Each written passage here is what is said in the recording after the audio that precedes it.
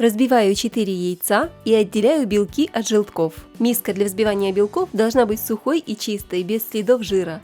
А также, чтобы белки быстро и хорошо взбились, старайтесь, чтобы в белок не попало ни капли желтка. Взбиваю белки на средней скорости миксера до пышной пены. И в 3 приема всыпаю 200 грамм сахара. Каждый раз после добавления сахара белки хорошо взбиваю.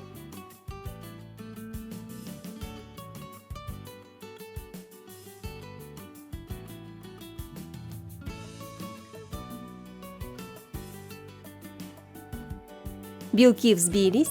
Вот так хорошо они держат форму и сохраняют рисунок.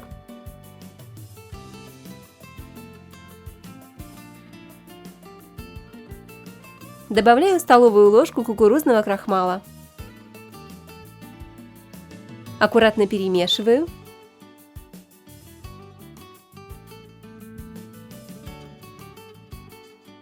Все готово. Противень застилаю пергаментом и делю взбитые белки на 4 части. У меня получится 4 гигантских пирожных.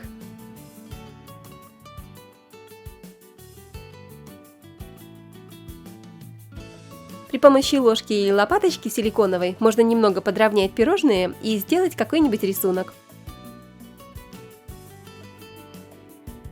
Приготовь, поделись, подпишись.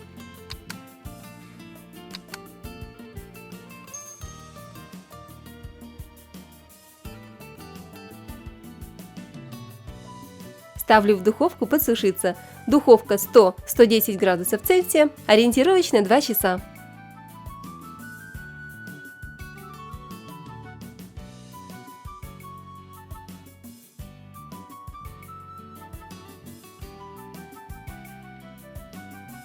Вот такие гигантские безе у меня получились. Размер впечатляет, правда, друзья? Безе уже остыли.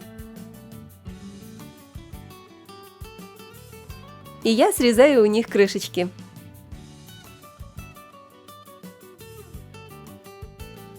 Примерно вот так должно получиться.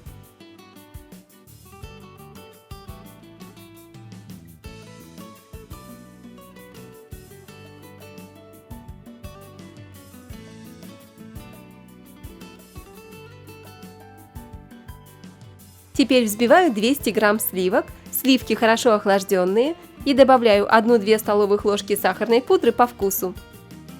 Сливки я взбила, они хорошо держат форму. Осталось только нарезать любые ягоды или фрукты. У меня клубника.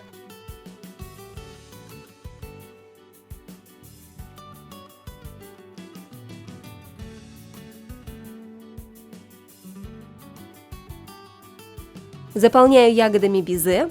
Там внутри безе образуется большая полость, так что клубники помещается довольно много.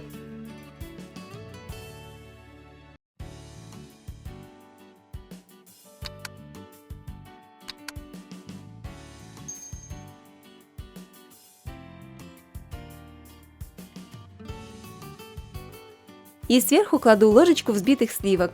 Сливок можно и побольше, кашу маслом не испортишь.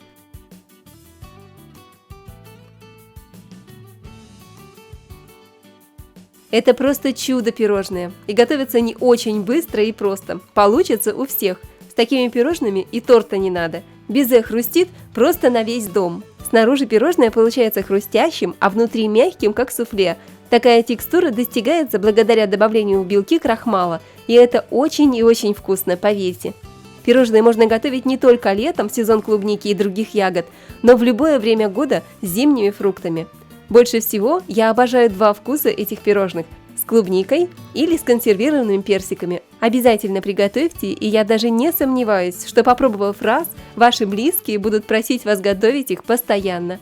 Если вы впервые на нашем канале, обязательно подписывайтесь и нажимайте колокольчик, чтобы не пропустить мои новые вкусные видео. А также не забудьте поделиться рецептом с друзьями в соцсетях. И я с нетерпением буду ждать ваши комментарии. С вами была Олеся на канале Готовим дома. Скоро увидимся!